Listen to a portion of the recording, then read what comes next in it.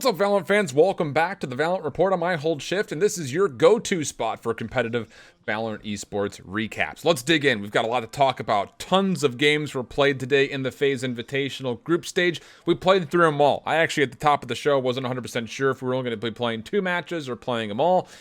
We played them all. So let's take a look at Group A. Sentinels would play Lemonade Stand. Gen G would play up against Built by Gamers. The results were pretty much as expected. Sentinels, no problem whatsoever versus Lemonade Stand. And I would say a bit surprising that Gen G was able to handle Built by Gamers as easily as they did.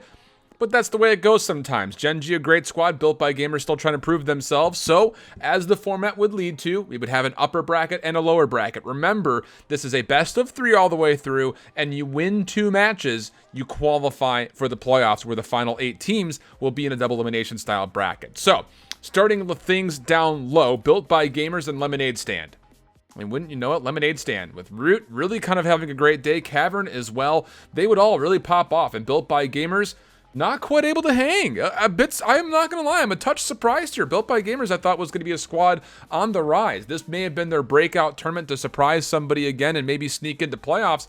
Not the case at all. So Lemonade Stand take it 2-0. Meanwhile, up top, Sentinels and Gen G would square up against one another, in which Gen G would draw first blood, 13-5 on the bind after 8 great offensive rounds came through for Gen G. But from there on out, Sentinels said, we'll take it from here, boys. A pretty tight split came out for map number 2, but Sentinels would start off on offense, in which they took 5 rounds. It's not bad whatsoever. They would then take the closing 8 defensive rounds to have no problem really getting the 13-10. So then when we went to Ascent, this is where things were much more expected. Sentinels able to clean things up 13-6 there, which means Sentinels qualify as the number 1 seed out of Group A, and then Gen G would have to play up against Lemonade Stand to figure out who else would qualify from this group. This is another one we saw on stream for a while, and it was a good one. Gen G would start off hot, 13-5, and you thought, all right, everything's going to go as expected. The top 2 teams will get through the pool, no problem.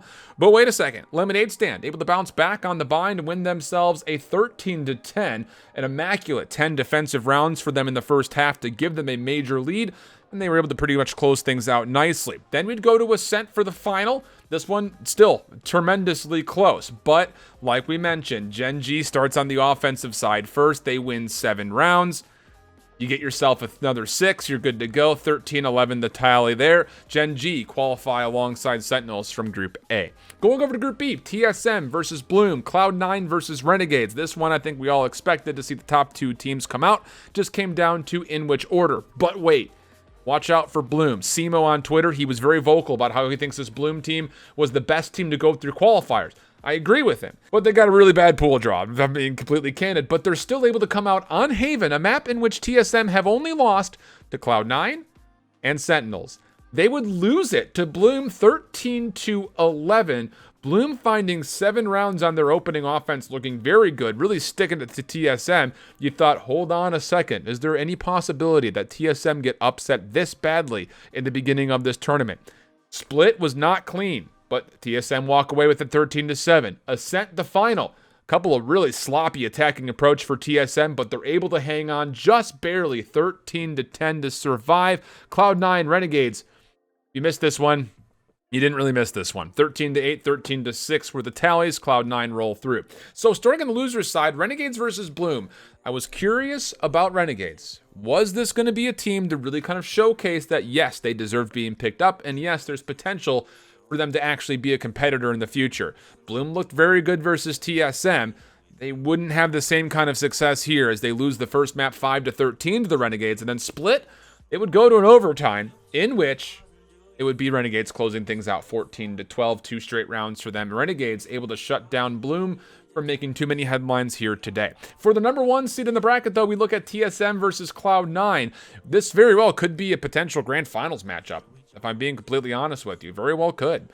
13-5 the first, as TSM puts together a great defense on Haven, one of Cloud9's best maps, showcasing that, yes, it's also one of ours best maps. Then Split would come up next. That would be where Cloud9 would bounce back, having just a slightly better defensive half than TSM were able to put together. And then Bind, TSM showcased where a lot of their mistakes and vulnerabilities still lie. Their defense was absolutely getting picked apart by Cloud9, in which I think that the conversation between Tens and Wardell relatively, I would say, just the operator fight, my money's mostly on Wardell, but Tens is showcasing us that he, I think, is the more all-around player for his squad, as he did a lot without the operator in this matchup to give Cloud9 an advantage, especially on Bind. They win at 13-6, 2-1 overall. Cloud9 qualify, sends TSM to go play up against the Renegades. Not much of a problem here. The first map a little bit close. It was Ascent, and it was a pretty nice 9 defensive rounds for TSM, but again, a very defensive sided map, and Renegades are showing that they can handle it as well. It would end 13-9, and then Haven, that would go TSM's way 13-6. Going over to Group C, T1 Mix-Up playing up first, Envy and Complexity. Be an interesting one to take a look at. The first one, T1 versus Mix-Up. Mix-Up not able to quite hang with T1. Skadoodle having a great game. That would be an easy 2-0 there. 13-9 on the Bind, 13-5 on the Ascent. Complexity versus Team Envy, though. Remember, this was the group I said there very well could be a surprise hiding in here. Cinderella, if you will, under the guise of either the Complexity squad or Mix-Up. This kind of came down to who was able to play up against Envy first, and Complexity showed us that they can hang with this team, absolutely. 13-3 was the first for Envy, and you thought for a second that maybe Complexity wasn't going to be able to match up, but then they bounced back. They got a 13-8 on Haven, but that's about where it would stop. We'd go to Split next, and Envy would control the pace, the tempo, and everything in between, taking it 13-4. So Complexity and Mix-Up in the losers bracket. This one, I thought for sure whoever was going to take this would have that chance to match up likely against Envy again and maybe find a way to upset and get into the playoffs. And from here, I thought for sure Mix-Up was going to be the better team. I thought they had the more diverse map pool, the more diverse compositions.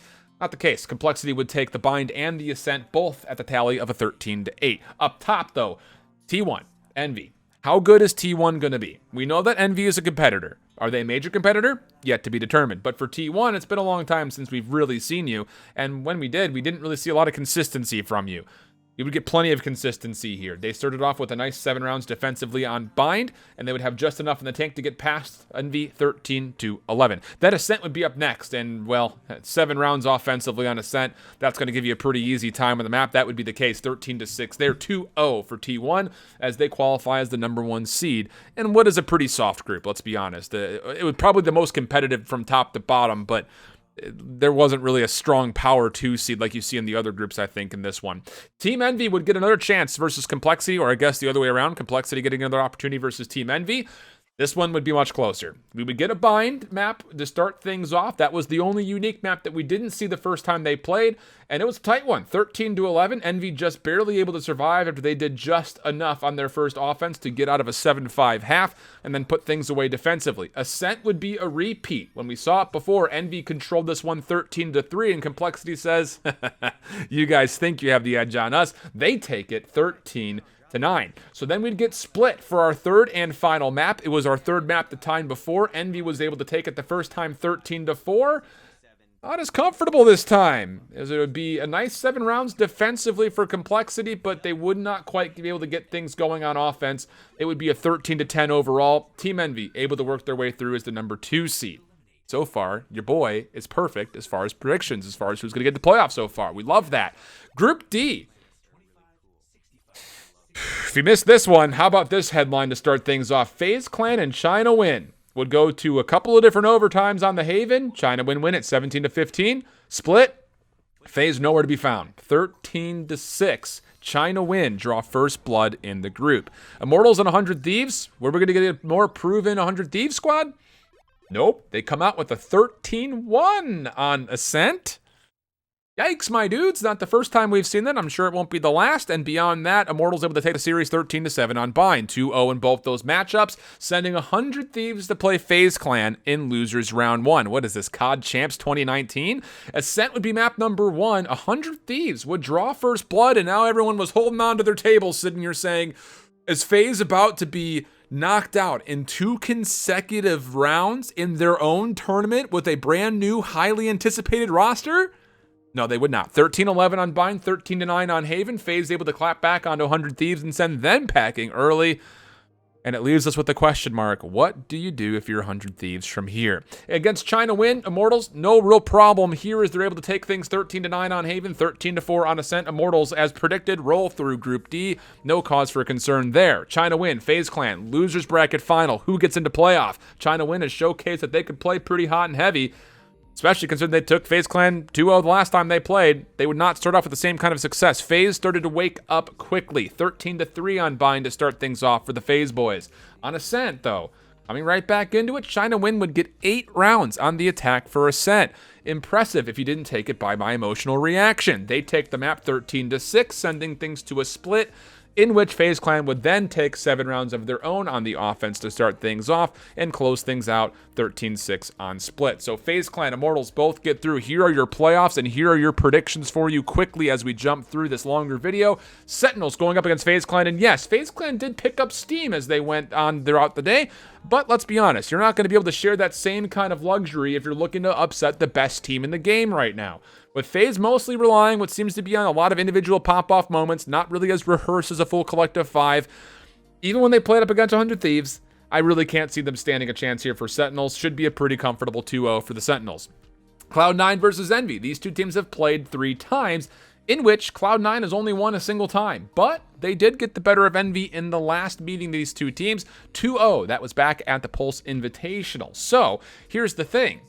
With a much improved Cloud9 squad, including of what we just earlier witnessed against TSM, and with Envy's struggles that they had today versus Complexity 2 separate times, I just don't necessarily see a world where Team Envy is going to be able to hang with Cloud9. Their best chance is that they could find a way to get on the split if they're even allowed to play there. Beyond that, you're going to have to find a way to beat Cloud9 on Ascent as well. And personally, I don't think they're going to get the chance to do those things. I've got Cloud9 2-0 in this one versus Envy.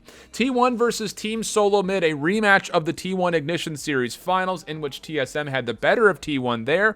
But that's just a fun fact. Take it, enjoy it, smile at it, throw it away, because it doesn't matter. It was so long ago. These teams are so much different than when they played back then. It's really not even worth mentioning. TSM, though, we have learned, is still extremely prone to mistakes. Some pretty big ones at that. That's not good. And with T1 looking tasty on Ascent, which TSM has historically been good at, along with the fact that TSM dropped one of their best maps to Bloom on Haven, this is making me feel like we could see an early losers bracket entry for TSM. I've got T1 2-1 in this one, but it should be a good game through and through.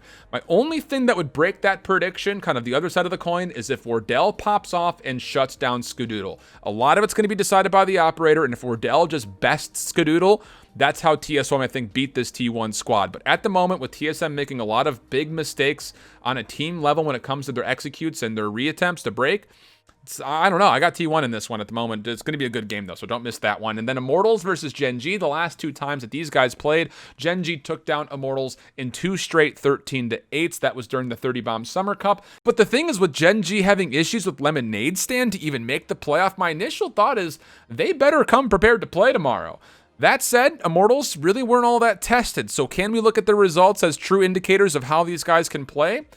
I don't know. Personally, I think IMT take this rematch this time around to the tune of a 2-1. I think it'll be good, but with Gen G kind of looking a little bit loose, I think that it very well could be the more polished team that takes it. And Immortals, I think, after today, showcase that they are, in fact, the more polished squad. So there's your predictions. A bit of a longer video for you guys. Hopefully you enjoy the footage that goes on top. Again, if you enjoy this content, please subscribe, give me a like on the video, and hopefully we'll catch you guys back for more recaps throughout the weekend. So until the next one, I hope you guys out there enjoy the games and keep holding it down. Later. Bye-bye.